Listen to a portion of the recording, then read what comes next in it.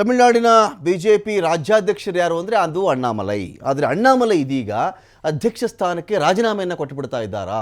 ಸ್ಥಾನ ತ್ಯಜಿಸುವಂತೆ ಅಣ್ಣಾಮಲೈಗೆ ಸೂಚನೆ ಕೊಟ್ಟಿದ್ಯಾ BJP high command ಅಂತ ಪ್ರಶ್ನೆ ಇದೆ ಇಲ್ಲಿ. ಅಣ್ಣಾಮಲೈ ಪಕ್ಷದ ಸಂಘಟಕ, ತಮಿಳುನಾಡಿನ ಮಟ್ಟಿಗೆ ರಾಜ್ಯಾಧ್ಯಕ್ಷನಾಗಿ ಇಡೀ ತಮಿಳುನಾಡಿನಾದ್ಯಂತ ಓಡಾಡಿ ಪಕ್ಷವನ್ನು ಕಟ್ಟಿರ್ತಕ್ಕಂಥ ವ್ಯಕ್ತಿ. ಅದರಲ್ಲಿ ಝೀರೋಯಿಂದ ಶುರುವಾಗಬೇಕಾಗುತ್ತೆ ಬಿಜೆಪಿ, ಯಾಕಂದರೆ ದೊಡ್ಡ ನೆಲೆ ತಮಿಳುನಾಡಲ್ಲಿ ಬಿಜೆಪಿಗೆ ಇಲ್ಲ.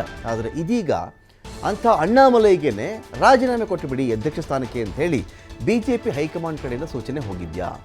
2026 ಎಲೆಕ್ಷನ್ಗಾಗಿ ಎಐಎಡಿಎಂಕೆ ಜೊತೆ ಬಿಜೆಪಿ ಮೈತ್ರಿ ಹಿನ್ನೆಲೆಯಲ್ಲಿ ಇಂತಹ ಒಂದು ಚರ್ಚೆ ಇಲ್ಲಿ ಶುರುವಾಗಿದೆ. ಅಣ್ಣಾಮಲೈ ಕೆಳಗಡೆ ಇಳಿಸಬೇಕು ಅಂತ ಹೇಳಿ ಷರತ್ತು ಹಾಕಿರೋದು ಎಐಎಡಿಎಂಕೆ. ಹೀಗೆ ಇವರಿವರ ಮೈತ್ರಿ ವಿಚಾರದಲ್ಲಿ ಅಣ್ಣಾಮಲೈ ತಮ್ಮ ಸ್ಥಾನವನ್ನು ಕಳೆದುಕೊಳ್ತಾರಾ? ಅಣ್ಣಾಮಲೈ ಅಂತ ಹೇಳಿದ್ರೆ ಒಂದು ಸಮಾನ ಅಂತರದಲ್ಲಿ ನಿಂತ್ಕೊಂಡಾಗ ಅದು ಡಿ ಎಮ್ ಕೆಗಾದರೂ ಸರಿ, ಎಐಎಡಿಎಂಕೆಗಾದರೂ ಸರಿ, ಕೌಂಟ್ರ್ ಕೊಟ್ಕೊಂಡೇ ಒಂದು ಪಕ್ಷದ ಅಸ್ತಿತ್ವವನ್ನು ಒಬ್ಬ ವ್ಯಕ್ತಿ ಸ್ಥಾಪನೆ ಮಾಡಬೇಕಾಗತ್ತೆ. ಅಲ್ಲಿ ಅವರು ಡಿ ಎಮ್ ಕೆನೂ ಬಿಡುವಂತಿಲ್ಲ, ಎಐಎಡಿಎಂಕೆನೂ ಬಿಡುವಂತಿಲ್ಲ. ಅಲ್ಲಿ ಇಬ್ಬರಿಗೂ ಕೂಡ ಕೌಂಟ್ರ್ ಕೊಟ್ಕೊಂಡಾಗ ಮಾತ್ರ ತನ್ನ ಅಸ್ತಿತ್ವವನ್ನು ಒಂದು ಪಕ್ಷ, ಅದು ಅಣ್ಣಾಮಲೈ ಅಂತಲ್ಲ, ಅಣ್ಣಾಮಲೈ ಜಾಗದಲ್ಲಿ ಯಾರೇ ಇದ್ದರೂ ಅಷ್ಟೇ, ಎರಡು ಪಕ್ಷಗಳನ್ನು ಕೂಡ ಒಂದು ಕಡೆ ಎದುರು ಹಾಕ್ಕೊಂಡೇ ಪಕ್ಷವನ್ನು ಕಟ್ಟಬೇಕಾಗತ್ತೆ. ತನ್ನ ಕಡೆ ಕಾರ್ಯಕರ್ತರನ್ನ ಸೆಳೆಯಬೇಕಾಗತ್ತೆ.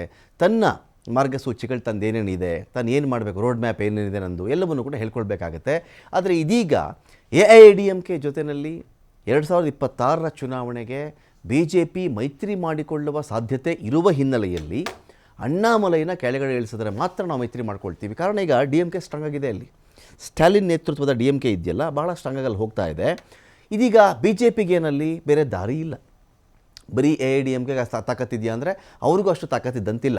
ಬಿ ಜೆ ಪಿ ಜೊತೆಗೂಡಿದ್ರೆ ಇಲ್ಲಿಗ ನಮ್ಮ ಕರ್ನಾಟಕದಲ್ಲಿ ಕಾಂಗ್ರೆಸ್ ವಿರುದ್ಧವಾಗಿ ದಳದೊಂದಿಗೆ ಕೈ ಜೋಡಿಸ್ತಿಲ್ವಾ ಬಿ ಜೆ ಪಿ? ಸೇಮ್ ಹಾಗೇನೆ ಅಲ್ಲೂ ಕೂಡ ಅಂಥ ದೊಡ್ಡ ಶಕ್ತಿ ಅಣ್ಣಾ ಡಿ ಎಮ್ ಕೆಗೆ ಅಲ್ಲಿಲ್ಲ. ಕಾರಣ ಈಗ ಜಯಲಲಿತಾ ಅವರಲ್ಲಿಲ್ಲ, ಶಶಿಕಲಾ ಅವ್ರಿಗೆ ದೊಡ್ಡ ಮಟ್ಟದಲ್ಲಿ ಲೀಡ್ ಮಾಡೋಕ್ಕಾಗ್ತಾ ಇಲ್ಲ, ಅವ್ರದ್ದೇ ಒಂದಷ್ಟು ಕೇಸ್ಗಳು ಅದು ಇದು ಎಲ್ಲ ಇದೆ.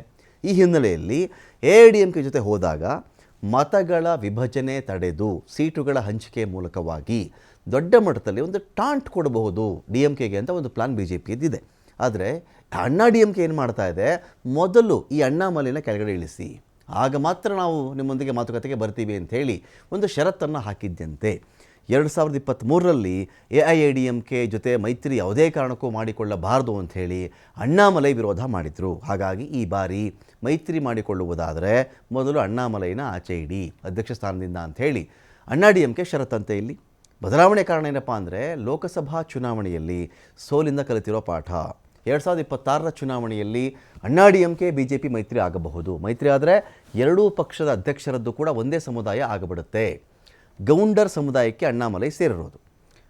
ಇನ್ನೊಂದು ಕಡೆ ಪಳನಿಸ್ವಾಮಿ ಅಣ್ಣಾ ಡಿ ಎಮ್ ಕೆದು, ಅವರು ಕೂಡ ಗೌಂಡರ್ ಸಮುದಾಯದವರೇ. ಈಗ ನಾವು ಮೈತ್ರಿ ಮಾಡಿಕೊಂಡಾಗ ಎರಡೂ ಪಕ್ಷಗಳಿಗೆ ಸೇರಿದಂತಹ ಒಂದೇ ಸಮುದಾಯದ ನಾಯಕರಿದ್ದಾಗ ಆಗ ಬೇರೆ ಸಮುದಾಯದವ್ರು ಕೋಪ ಮಾಡ್ಕೋತಾರಾಗ, ಏನು ಒಂದೇ ಸಮುದಾಯದವ್ರು ಎರಡೂ ಕಡೆ ಇದ್ದಾರೆ, ಬೇರೆ ಸಮುದಾಯದವ್ರು ಏನು ಬೇಡವಾ ಅಂಥೇಳಿ ಅವ್ರು ಡಿ ಎಮ್ ಕೆ ಕಡೆ ಹೋಗ್ಬಿಟ್ರೆ ಸೊ ಯಾಕೆ ಬೇಕು ಅಂಥೇಳಿ ಈ ಪ್ಲ್ಯಾನ್ ನಡೆದಿದೆ ಅಂತ ಮಾಹಿತಿ. 2026 ಚುನಾವಣೆಯಲ್ಲಿ ಜಾತಿ ಲೆಕ್ಕಾಚಾರ ಹಾಕ್ತಾ ಇದೆ ಬಿ ಜೆ ಪಿ. ದಕ್ಷಿಣ ತಮಿಳುನಾಡಿನ 60 ಕ್ಷೇತ್ರಗಳ ಮೇಲೆ ಬಿ ಜೆ ಪಿಯ ಕಣ್ಣಿದೆ. ಎಲ್ಲ ಕಾರಣಗಳಿಂದಾಗಿ ಅಣ್ಣಾಮಲೈ ಕುತ್ತಿಗೆಗೆ ಇದೀಗ ಬಂದಿದೆ.